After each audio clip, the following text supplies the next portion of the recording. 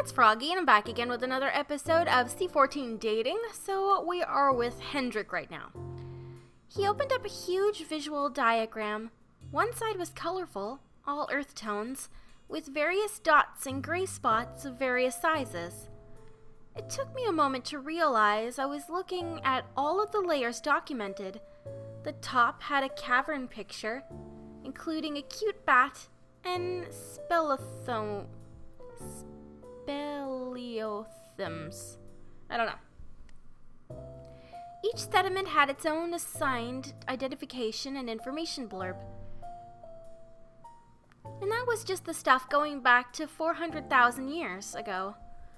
Whoa, can you scroll down? I want to see where I'm excavating. Layer name? I'm almost done with 3CL. So you're roughly around the 120 mark, closer to the end of the Eemian period, depending on who you ask. Either way, it's still interglacial sediments. Summers were dry and warm, winters mild, with temperate and boreal trees. It was forested then. Gets cooler around, here, the 130,000 mark. The beginning of the early Eemian period. There's a surge of spine and spruce in the pollen counts. I'm sorry if my voice sounds weird, by the way. I've got a pretty nasty cold, so I might sound a little nasally. Anyways, the cursor circled the indicated spot.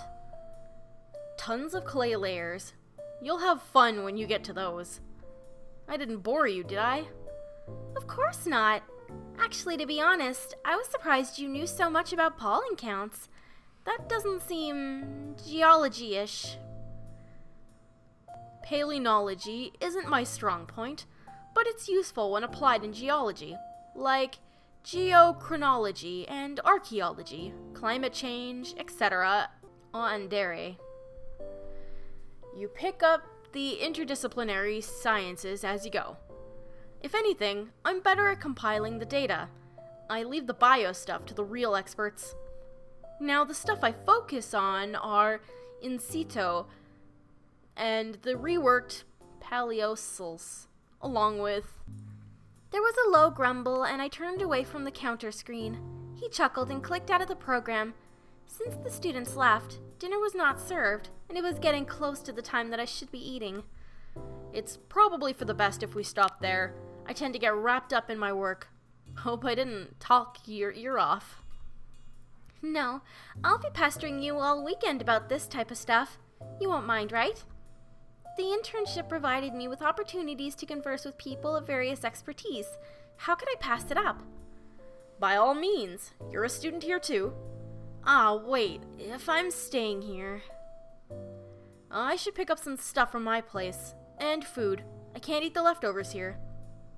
He walked over to the lab entrance and grabbed his keys off a small peg set. Are you in the mood for spaghetti? I'm not an amazing cook, but I already have ingredients back home, and I can make it here, if you don't mind waiting a little longer. Yes, I love spaghetti. Then, before I go, is there anything you avoid eating? Allergies, diet restrictions? I'm pretty flexible when it comes to food, but I don't eat red meat. Duly noted. Back in a bit, Melissa. With a jingle of his keys, he departed, leaving me to my own devices. I'll keep myself busy for now. A while later, Hendrik was making the sauce in a large skillet, stirring in basil and crushed tomatoes. The garlic cloves smelled heavenly. I was across the counter, elbows propped up while I watched him. I thought you said you weren't great at cooking. This is a 4-ingredient sauce. I hardly think it counts as anything above beginner level. 5 if you count the salt and pepper. Or would that be 6? My word. A 6-ingredient pasta sauce? I'm moving up in the culinary strata. Hope you don't mind a meatless sauce, though. Vegetarian? For a while now. You? Or do you only avoid red meat? You could call me a semi-vegetarian. I avoid meat when I can. Ah, the lazy vegetarian diet. More like I avoid meat. But I won't say no to Grandma's yearly Christmas steak. Don't want to break her heart after all the effort she put into our meals. Some of my family members were baffled when I started making the switch. My old Boma would be all, "Back in my day, we slathered everything in butter and deep fried it, and that was the way we liked it." Boma? What's your surname again? Hughes? I'm from the Flanders region. Flemish, or Belgian Dutch, is spoken there. Augustin is my mother's brother, if you're trying to figure out my family's relations. Makes sense. And you know all 3 languages? That, and some German. Very meager, though. I got my Master's of Science in Geology in Germany, and only English knowledge was required. Geez, you're quite accomplished. That's wow.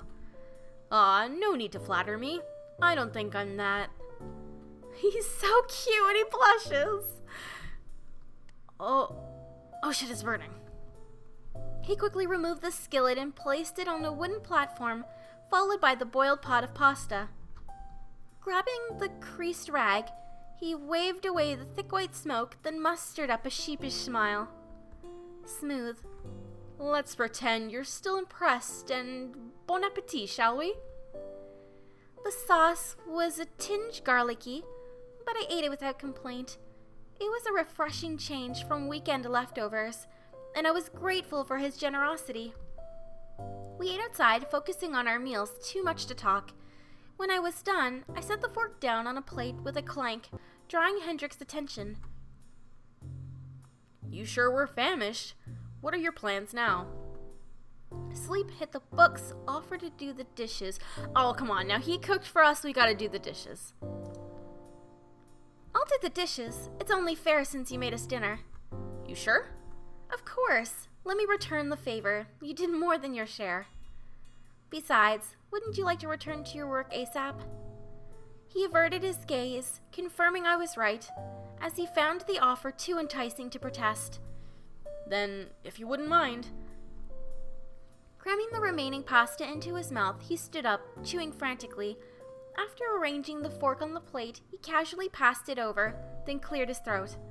Thanks, Melissa. I admit, that's one of the drawbacks of living alone. You can't divide up the chores. He headed for the museum entrance. I let out a hopeless sigh, but my lips curled into a faint smile. Really. Plates in hand, I transferred all the utensils, including the skillet and pot. When I was done washing, I grabbed my pajamas and other belongings from the tent and trooped up to the 2nd floor of the building. As I got ready for bed, I wondered where Hendrik would spend the night. Most likely downstairs. The laboratory was spacious if you moved the tables.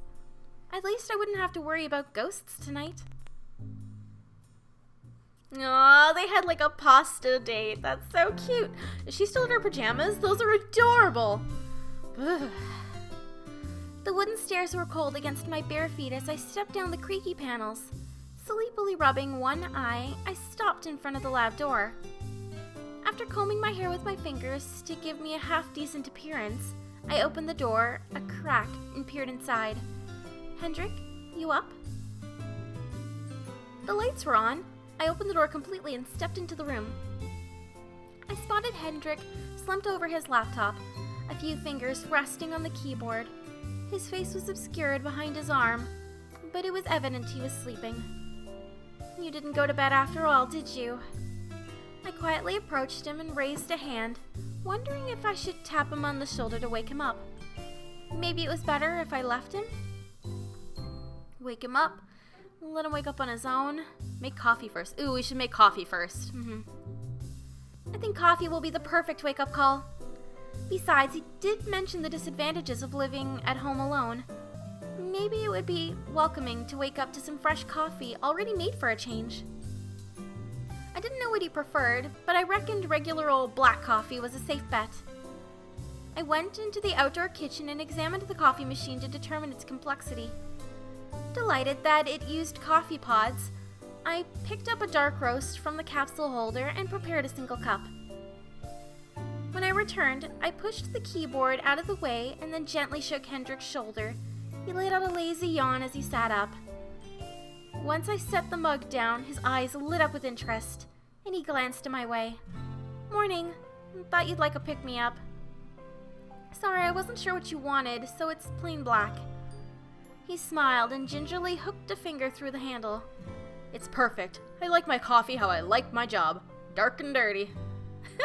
I love him so much. Okay, Hendrik's my absolute favorite. He grinned proudly to himself as I rolled my eyes at his joke. He swiveled the chair in my direction. Thanks, Melissa. I really needed that. I practically passed out. Were you able to finish some stuff? We'll find out once I start reviewing it. After a tiny sip, he sets the coffee down and navigated the mouse. Pages and pages of the letter M and commas. I don't think the Royal Security of Archaeology would accept this. While he corrected his work, I made a caramel macchiato and set it in one of the chairs positioned at the center table. He made small talk while we enjoyed our drinks, mostly about the work he'd accomplished, or not, and how Hendrik never found the museum that creepy at night. What? You mean you never experienced the sounds of someone slowly walking up the stairs and then stopping?